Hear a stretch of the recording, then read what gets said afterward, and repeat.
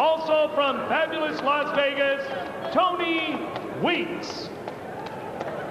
Introducing now the principals first in the blue corner to my left, wearing the gold trunks with the black trim. He weighs in at 160 pounds. His professional record reads 24 victories, 3 defeats, 1 draw, and 23 wins coming by way of knockout. He hails from Davenport, Iowa, the USBA and NABF middleweight champion and the challenger, Antoine Kid Dynamite Echols.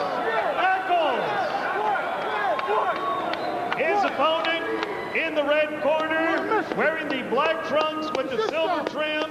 He weighs in at 158 1/2 pounds. His professional record reads 37 victories, 2 defeats, 1 draw, and 27 wins coming by way of knockout. He hails from Philadelphia, PA, the IBF middleweight champion of the world, Bernard the Executioner Hopkins. 12 rounds for the IBF middleweight championship of the world. Let's go one chief second. Only one chief.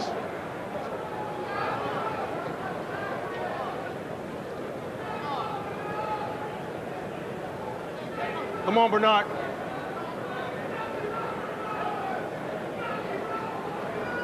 One chief.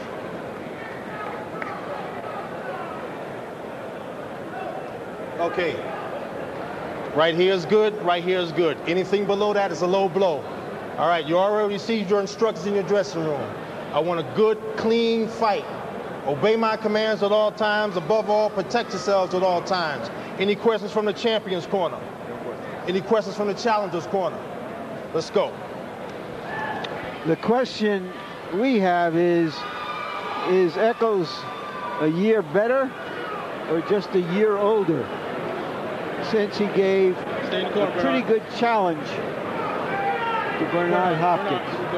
Hopkins thinks he knows the answer. We're about to find out. In Bernard Hopkins' tour of duty as the middleweight champion, this is the 3rd time that he has fought a rematch against one of his challengers. In both previous instances against Segundo Mercado and Robert Allen, Hopkins won the rematch more easily than he won the first fight. Yes, because he's improving. It's very, very balanced out fight. And he's a thinking man's fighter, Emmanuel. Yeah, he's becoming a complete prize fighter. And fights a lot different than the typical old stereotype Philadelphia middleweights, which is primarily punchers. He's become a very good boxer in addition to becoming always was a good puncher. Hopkins likes to point out that he's the only Philadelphia-born fighter to have won the middleweight championship. And there have been some great middleweights out of Philadelphia, but as Bernard points out, Joe Giardello was born in Brooklyn. So therefore, he's the only Philly-born one to win the middleweight title. Bernard pays attention to detail. Yes, he does. Well, Joey Giardello was a Philadelphia fighter. No question. Well, Echols promised a high work rate, said that he would be able to throw about 90 punches around. He hasn't gotten off at anywhere near that rate in the first minute. Echols is fighting a much more defensive fight, this fight, as compared to the first fight. And it's strangely, Hopkins is the aggressive fighter. Well, he's trying to pace himself because in the second half of that fight, Hopkins just rolled over him and threw him. In the first round of their first fight, Echols was able to surprise Hopkins, hitting them as the referee, or hitting him as the referee broke the two of them, and he decked him. The referee said it was not a legal punch. It didn't count as a knockdown, but Hopkins was rocked. Then, as Emmanuel Stewart pointed out, and as Larry confirmed, it was Hopkins who took over in the middle rounds of the fight and dominated the latter half.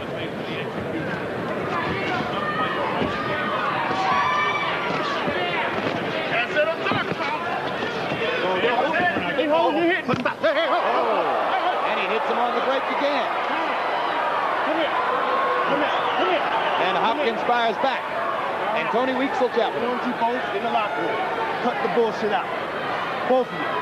Cut the bullshit out. Step back. Stop. That's one of the official rules of boxing. Cut the bullshit. Yeah, but you know, sometimes in the heat of battle, when you got high-strung athletes, sometimes that happens. And I think that I don't think anyone did anything purposely in that situation. It just happened. And I think the referee made a good call. He just warned both of them without taking a point away.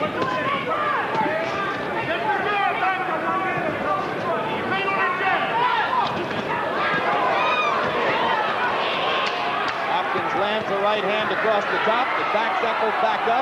Now Echols begins to brawl, and Hopkins, more accurate, bangs him into the ropes with a chopping right hand inside.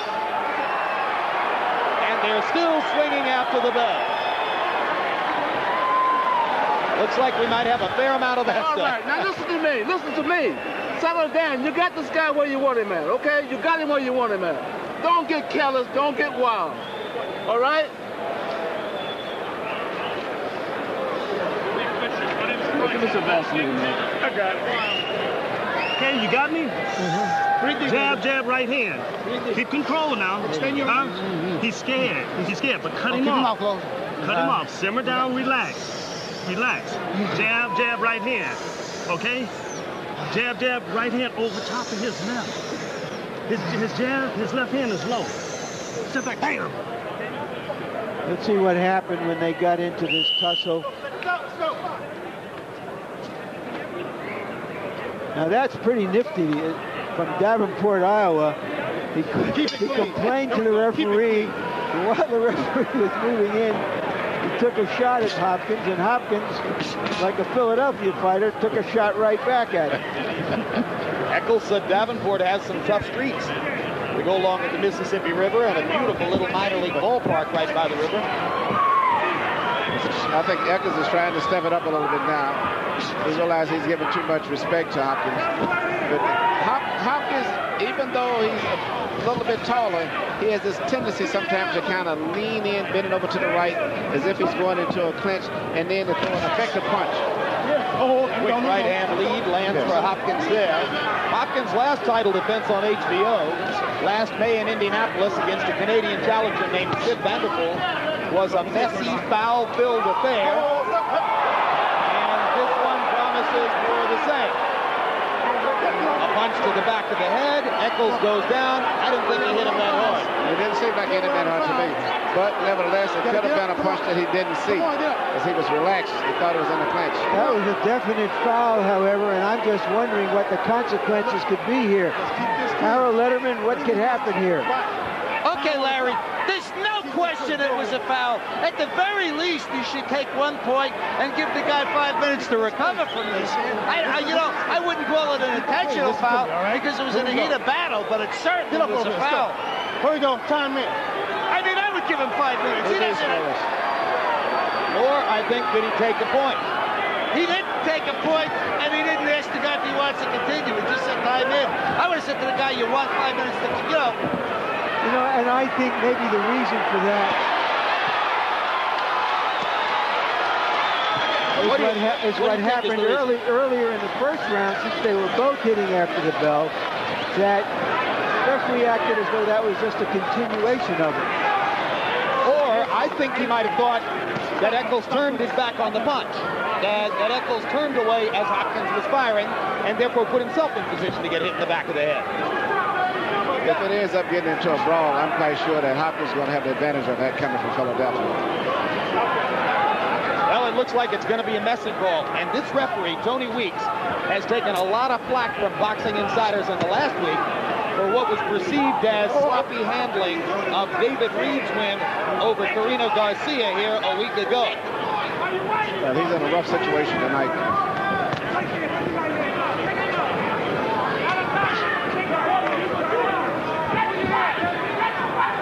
Weeks has a chance to bounce back if he can do a good job with this, or let himself in for more criticism if he has a tough time with what looks as though it's going to be an awkward battle.